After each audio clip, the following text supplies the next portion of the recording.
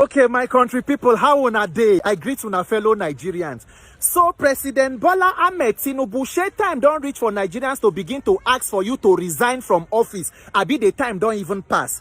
And these constant killings where they go on for Nigeria, is it concrete proof to show that Nigeria no get government? Because now wetin you talk be this. These are the statement where you make under Jonathan to criticize them. You say for insecurity, the buck must stop at the president table. And it calls to question the competence of the former president Goodluck Jonathan. So now, President Tinubu, where you in power, the buck no longer stop at your table, and it does not call to question your own competence.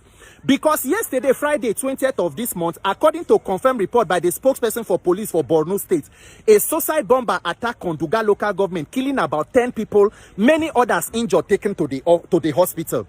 This is few days after military reports say they repel a Boko terrorist attack in Goza area of Borno State.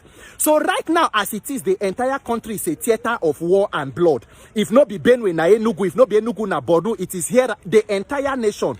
And I asked question the other day, 200 people were killed in Benue. President go, they rather do festival and carnival, parade, colorful parade to welcome them.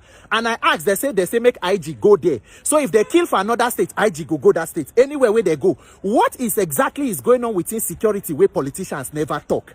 Nigerians, unfortunately, during the Jonathan administration, now opposition being come, they hold them. They make noise, they hold them accountable. Today, there is no opposition in Nigeria. The only opposition in this country today is you and me, the more than 200 million victims of this irresponsible government. And if we not wake up, talk about our own lives, we just they wait for when our own turn go happen. Make una no forget, this same issue of Boko Haram, now APC government starts this issue of repentant terrorists. They say Operation Safe Corridor. Today, Borno State governor go talk, say, we received 8,000 repentant terrorists. They empower them, they reintegrate them into society. Now the same Boko Haram night with the talk, so say they kill people so. This is the same Boko Haram night we talk about. Borno State governor, few days, 3 weeks ago, visited President Tinubu. Professor Zulum, the Borno State governor, he tell Mr. President, he said, Mr. President, on the issues of insecurity, listen to military, not sycophants. So the question is, who be the sycophants where the president they listen to? Who are the sycophants that are the ones handling issues of politicizing issues of insecurity? But unfortunately, Professor Zulum, just like Benue State government, is in the APC, at the same party with president. Politicians who are more interested in protecting their political position and political relationships than to protect the lives of the citizens that they were elected to protect.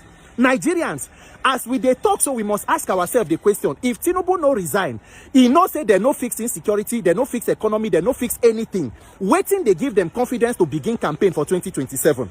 This is the first government they come with renewed hopelessness, say they go do for 4 years. Before 1 year into the office, you start campaign for 2027. Waiting be the confidence, if not be criminal INEC and corrupt Nigerian judiciary. That is why anything where they happen for Nigeria today, wherever you dey, you must continue to talk about 2027 election, because now there all their plan dey. As it is, so they no go resign from office, we must have an electoral revolution. The more way they no want make INEC work for us to be able to pick leaders, the more Nigerians must insist, because that is the only way.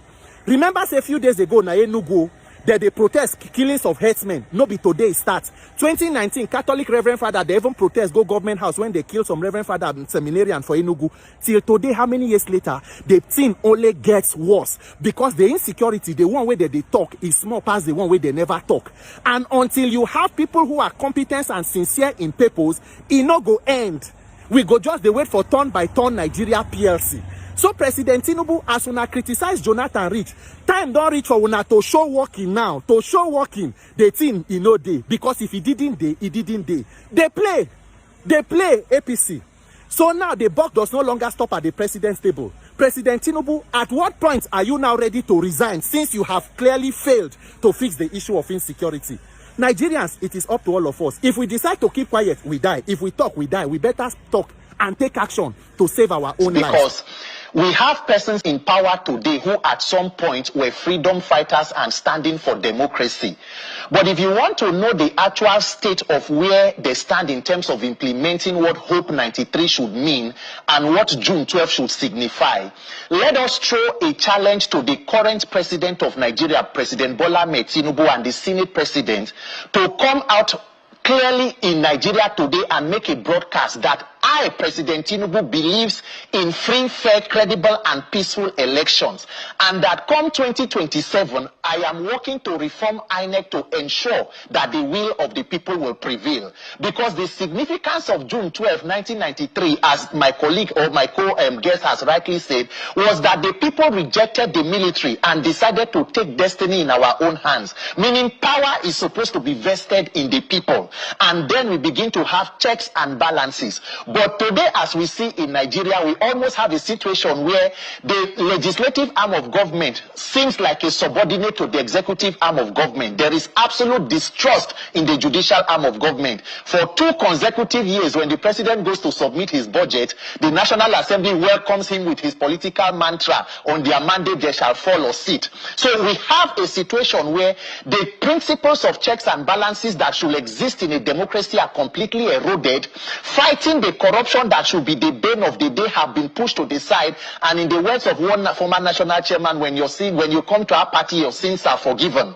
There is almost no opposition party as it is today in Nigeria, and it's almost impossible to register a new one. So every politician and everybody wants to defect to the ruling party. In fact, the current Senate president was quoted to have said that as at 2027, there may be no opposition in his own state. So you now ask yourself the question, what exactly was Hope 93? What are the templates to implementing and getting a democracy that is viable? Is it a democracy without opposition? What is the opposition in the home state of the president in Lagos State, where he was a former governor and has been de facto leader for more than 20 years and counting? So when you look at the entire fiasco and scenario, you will see that there is a great level of mischief amongst political class in Nigeria, where we want to celebrate a day but fail to hold ourselves to the dictates and the principles of that day.